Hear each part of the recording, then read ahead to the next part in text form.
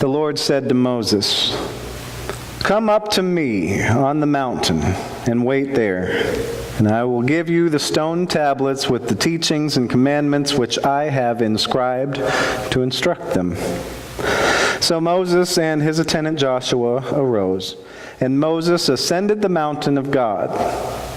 To the elders he had said, "Wait here for us until we return to you. You have Aaron and Hur with you. Let anyone who has a legal matter approach them." When Moses had ascended the mountain, the cloud covered the mountain.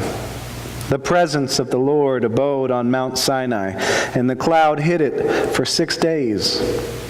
On the 7th day, he called Moses from the midst of the cloud.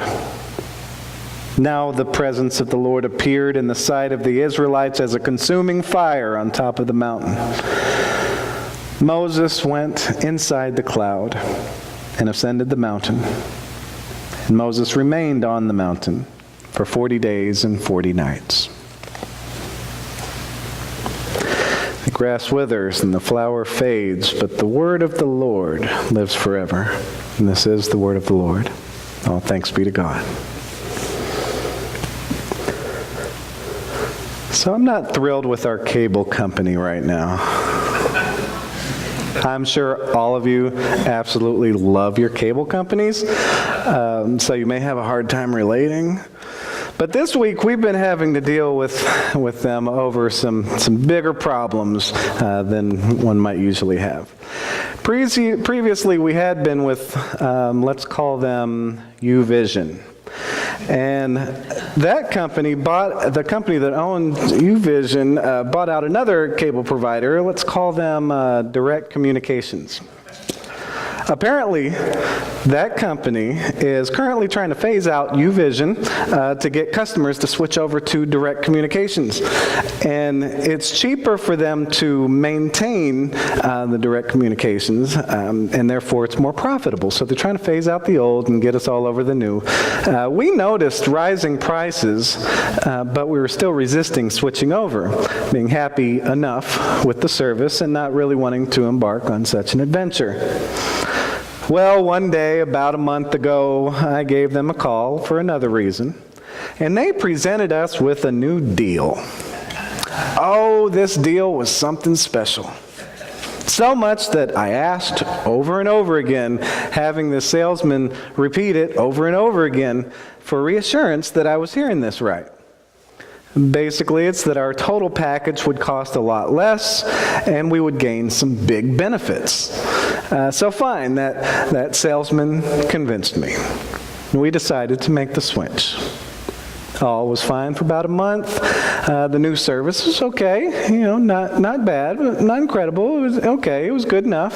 It's not like our previous service was incredible either. Each one has its perks and its drawbacks. This is very normal.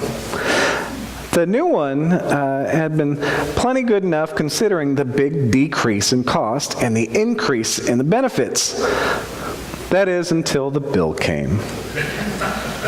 Then, what I saw was that they were charging us more than twice what they had promised, and considerably more than we were already paying. So that's about the time that my anger began to set in. So I gave them a not-so-friendly phone call, questioning why they were trying to rob us, demanding some reasonable answers. What was supposed to have happened is that our cell phones were supposed to be tied in with the cable and the internet. The cell phones would get unlimited data for free just for switching cable providers. Right? And everything all together, bound together, was supposed to be a lot cheaper. What actually happened was that the cell phones were not tied together with the cable internet, but were still separate. We got unlimited data, but we were being charged for it. When Direct Communication started, UVision was never cut off, so we were being charged for both. They didn't apply the new customer discounts we should have gotten. And on top of all that, they made us have like 3 home lines with our cell phone numbers instead of the one home line we were supposed to have, which confused the whole binding things together with our cell phones, which it wasn't bound together. They just made our home lines and our cell phone lines. It was really weird. So, why in the world would the salesman make such a mess out of all this? Well, the salespeople get commission for getting customers to switch. So I suppose that was the motivation, so he could get his commission. I was fuming. I spent hours on the phone trying to get them to clear this all up. And it seems we've got things worked out now. But even still, I'm just not thrilled with this cable company. And any little thing that goes wrong just makes me so mad. And as I'm still in that frame of mind, of all my frustration and flat-out anger over this cable company, here comes this morning's scripture. Moses ascending the mountain.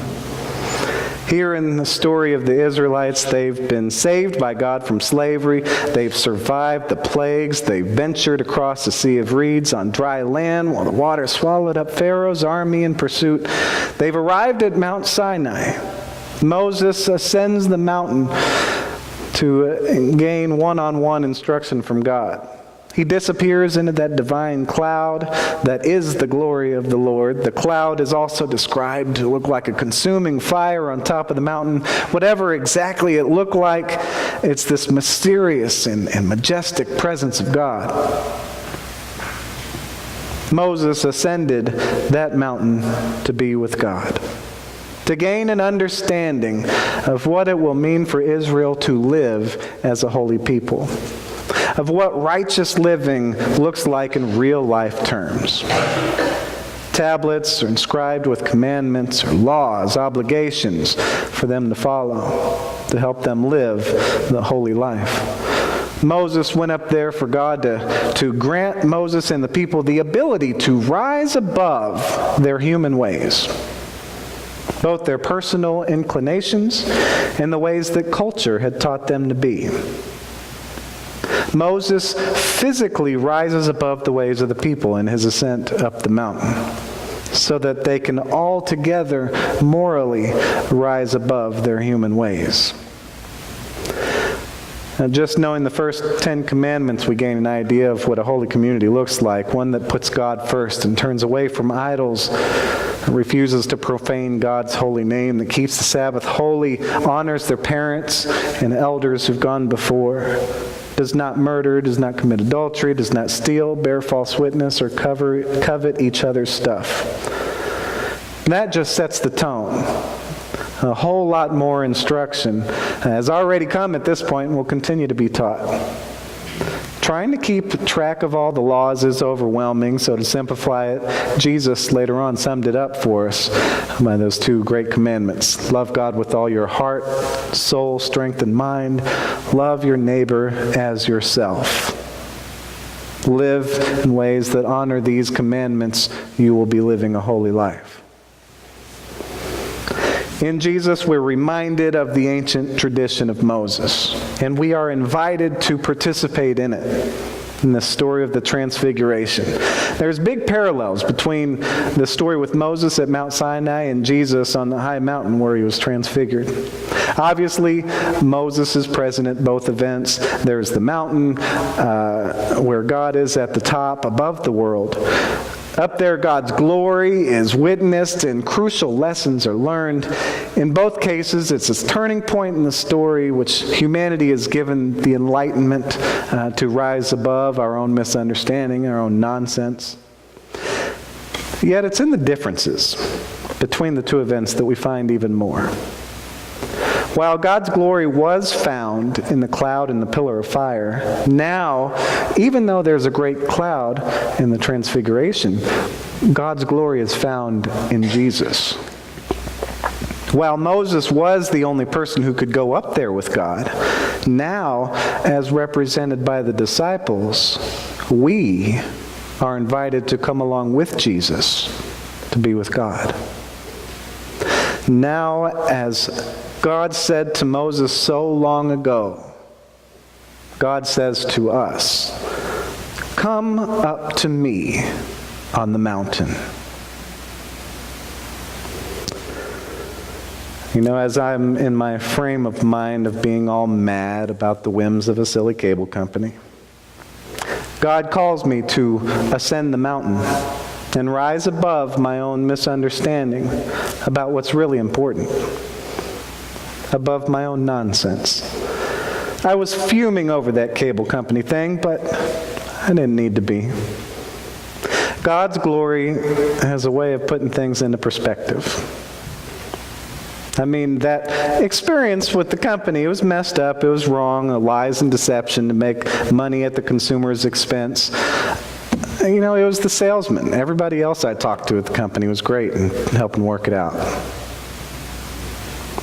But whatever the situation, I could have handled myself better. I could have represented myself and my family and the church better than I did. The problem would have been worked out just the same. God's calling to ascend the mountain, it isn't just for Moses anymore. And it certainly isn't just for me. It's for every one of us to encounter the glory of God, to see the bigger picture of who we are versus who we are called to be. Particularly in light of what Jesus is about to do for us. After Jesus transfigured and shone like the sun, talked with Moses and Elijah, and God's voice boomed from the clouds about, "This is my Son, the beloved, listen to him." That moment passed. And it was time to go back down the mountain. Down there among the people, in the world, Jesus resumed his healing as he began heading toward the cross. And likewise for us. God has called us to ascend the mountain, to rise above our humanity, to see the truth about ourselves and who we're created to be. That experience, though, only lasts a moment. Then it's back to work, making the changes that we need to make. And doing so as we begin this season of Lent, the start of our journey toward the cross with Jesus. So as we go, may we encounter God's glory. May we be enlightened. May we be inspired to change our behavior and then to change the world.